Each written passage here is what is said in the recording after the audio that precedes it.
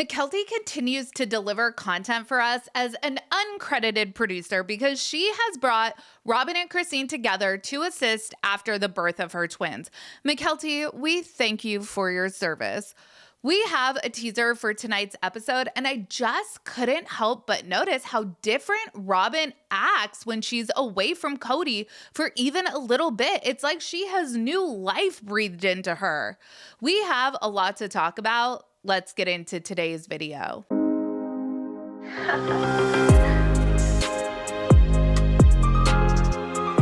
Hey everyone, what's up? It's Sarah and welcome back to my channel. Do you notice anything different? If you are a member of my Facebook group or follow on my community tab, you will already have noticed that I am in the midst of an office remodel. Nothing is changing as far as content on Reality Squad. I'm just going for a more comfy vibe. Also, I am really excited to announce that my husband and I will have a podcast coming out soon, so stay tuned for more info on that. But I just needed to create a more universal space for Reality Squad, Sarah Spills, and our podcast. We're all going to be using this office to film in. But back to the video topic. I have talked for a while now how for all that Kody says about him and Robyn being so in love, they certainly don't appear very happy.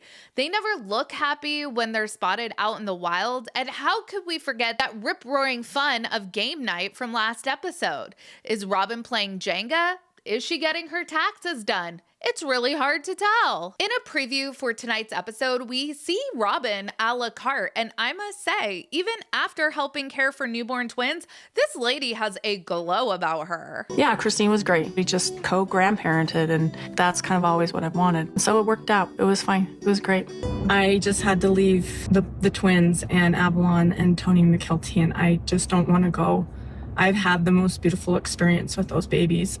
It's been such a sweet experience being a part of all of this and being there at the hospital and helping taking care of the babies and getting to bond with them. And I just really love being a grandma. So through my powers of deduction, it would seem that sleeping in a closet and helping with newborn twins is a more relaxing time than being around Kody for extended periods. And honestly, that checks out. I would imagine being around Kody 24/7 would be absolutely exhausting. Being that we know Kody leaks like a sieve and he definitely talks shit about his wives in front of each other, it makes total sense that the common denominator in all of the awkward interactions is Kody. Robyn is telling us here that she knows Christine isn't in a place to be besties, but overall, it was a great experience co-grandparenting with her. And I am not surprised in the least that without Kody, it's possible for all of these women to coexist. Just check out this footage Robyn shot in her car. Her eyes look so blue. Her skin has color, and dare I say, she looks happy. I really feel like what we are witnessing with Robyn and Kody is two people who bring out the absolute worst in each other. I think that the very nature of polygamy and what that does to women in these relationship dynamics brings out Robyn's tendency to manipulate. And Kody has admitted that he is completely ego-driven. So a wife that feeds into that constant need for adoration has made it so that Kody prefers her. I think that Robyn is an anxious and paranoid person by nature.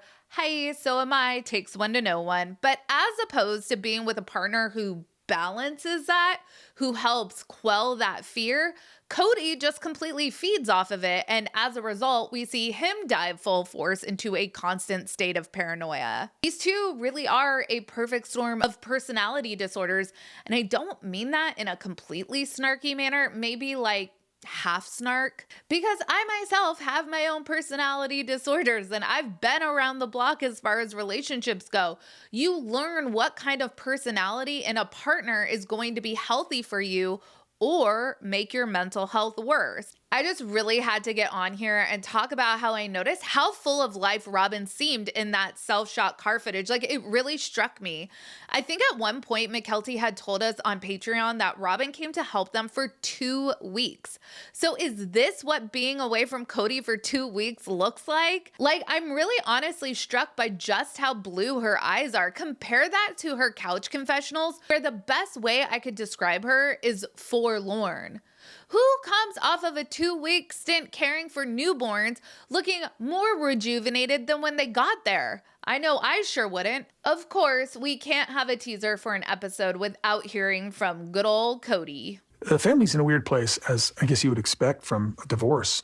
The struggles that we have been so foreign from what our family was. We seem to see this happening all the time with Kody. He seems to reflect on the state of his family now, what it used to be, and he comments about how far they've fallen. And I actually just saw a cameo he did where he's wishing someone a happy birthday, but he's talking about Charles Dickens and A Christmas Carol, and he discusses how he actually likes to take time on his birthday and reflect on birthdays past, present, and future. And he likes to project himself 5 years into the future and see if what he's doing now, he would be just as happy if that's where he was at in 5 years. It's so baffling to me that Kody seems to be so aware of the issues in his family, what he could do to fix them, and yet he makes no movement towards reconciliation with at least his kids. Kody seems so bewildered that Janelle has the ick about him, but Janelle tells us that she had to beg Kody to come over to her house.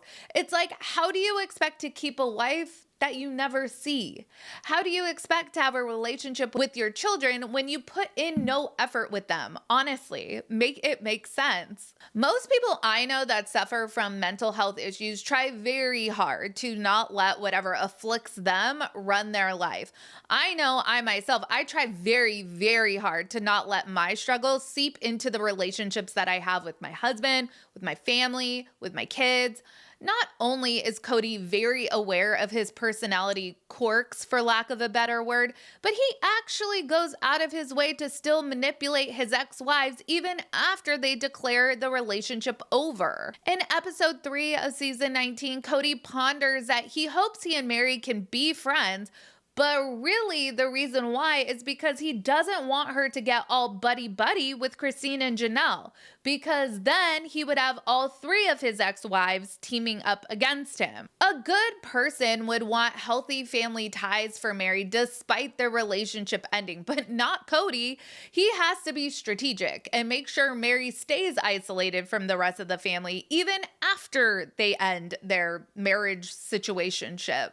And I've got to say, it's pretty much impossible to feel empathy towards someone who is fully aware of the havoc that they are wreaking in other people's lives, and they do nothing to correct those actions. So I really don't have empathy for Robyn or Kody because I feel like they both are fully aware of the damage they've caused, but they both continue to manipulate and plot to always make sure that they come out on top. These two are going to absolutely destroy each other, and really it is such a shame. It's a shame because we see that Robyn is still capable of what appears to be somewhat normal human interaction, but eventually she does go back to the McMansion where she and Kody are only around each other. And that's where they feed off of each other's ego, anxieties, and paranoia. As always, let me know your thoughts down in the comments. Make sure you like this video and subscribe to my channel.